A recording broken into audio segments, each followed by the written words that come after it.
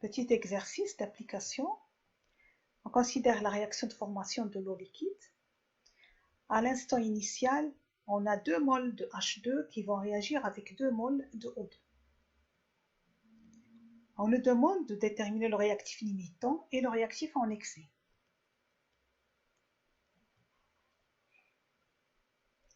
Tableau d'avancement, à T0, on a 2 moles, 2 moles. À l'instant T quelconque, on a 2 moins 2 xi, parce qu'on a le coefficient stoichiométrique égal à 2. Ici, on a 2 moles de départ, moins xi, parce que le coefficient ici, c'est égal à 1. Et 2 xi qui sont formés pour H2O, puisqu'on a 0, 0 plus 2 xi. Si on suppose que H2 est le réactif limitant, sa quantité de matière sera égale à 0 à la fin de la réaction. Si cette quantité de matière est égale à 0, il nous donne un avancement égal à 1 mole. Si par contre on suppose que O2 est le réactif limitant, ça veut dire sa quantité de matière va s'annuler en fin de réaction.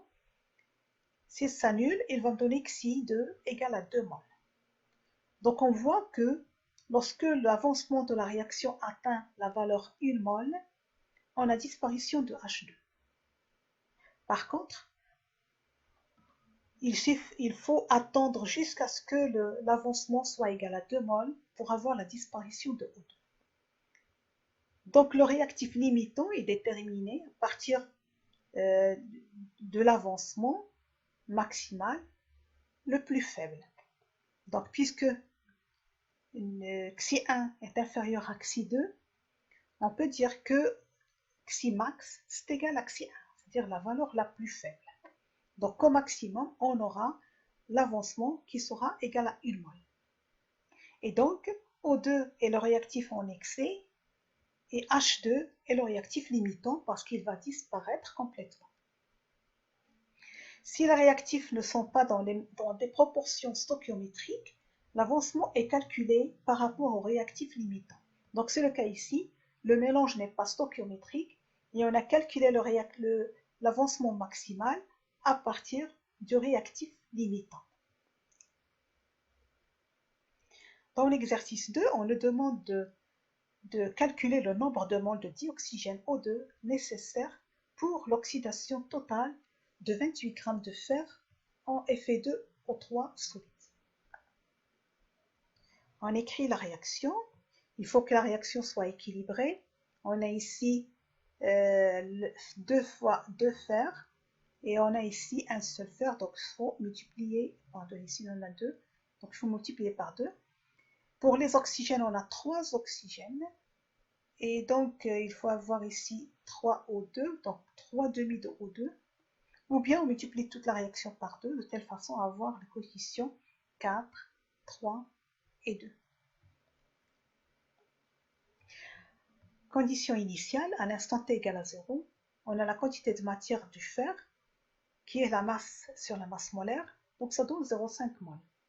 La quantité de matière de O2 est inconnue, c'est ce qu'on veut déterminer. À l'instant t quelconque, on a 0,5 moins 4 xi, puisqu'on a le coefficient égal à 4. Ici, N02 moins 3 xi, coefficient stoichiométrique égal à 3. Et ici, on aura plus 2 xi, puisque le coefficient c'est égal à 2, donc on a 2 fois xi. Ici, on nous dit qu'il faut déterminer la quantité nécessaire pour l'oxydation totale. Ça veut dire que le fer va réagir totalement. Donc le fer, c'est un réactif qui va disparaître totalement. Mais pour l'oxygène, puisqu'on va prendre uniquement la quantité juste nécessaire, ça veut dire qu'il va disparaître aussi. Ce qui revient à dire que le mélange initial est un mélange stoichiométrique. Si le mélange est stoichiométrique, on aura 0,5 moins 4 xi égale à 0 et N de O2 moins 3 xi égale à 0. C'est-à-dire les deux constituants vont disparaître complètement en fin de réaction. Et donc à partir de la première équation, on calcule xi, on a la valeur xi égale à 0,125 mol, et on remplace dans la deuxième équation pour pouvoir déterminer N de O2. Et donc on obtient 0,375 moles.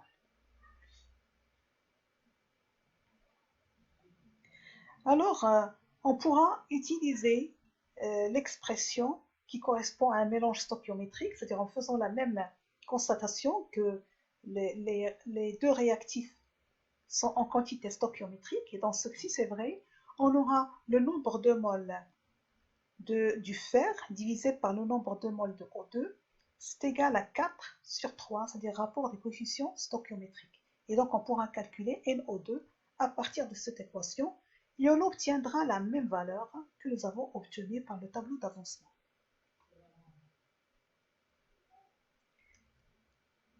On calculera l'avancement de la réaction lorsque 1 mol de H2 a réagi si on part de 2 mols de H2 et 1 mol de O2.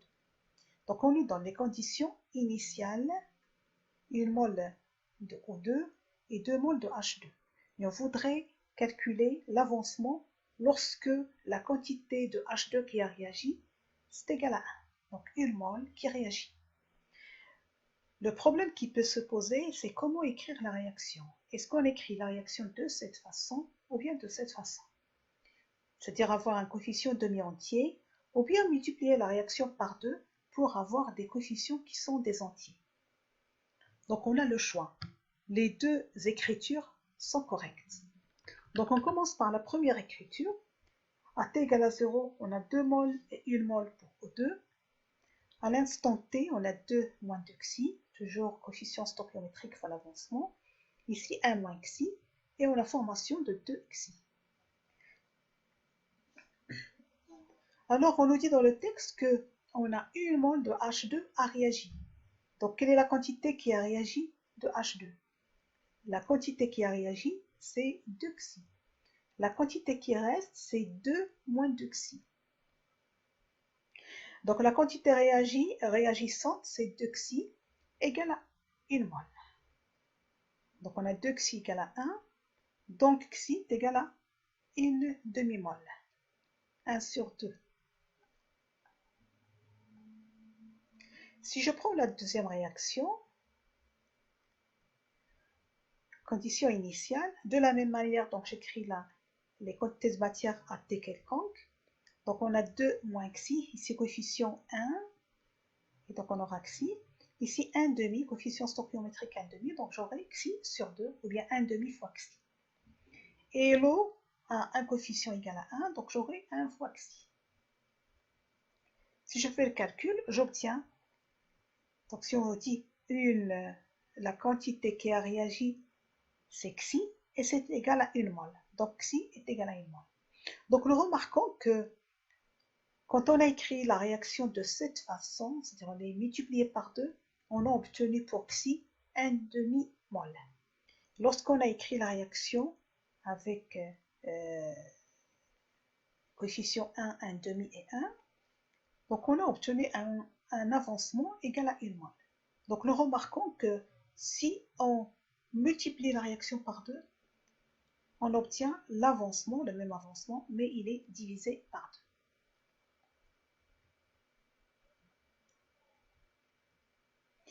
Pour les mêmes quantités initiales des réactifs, la valeur de l'avancement de réaction dépend de la manière d'écrire l'équation bilan.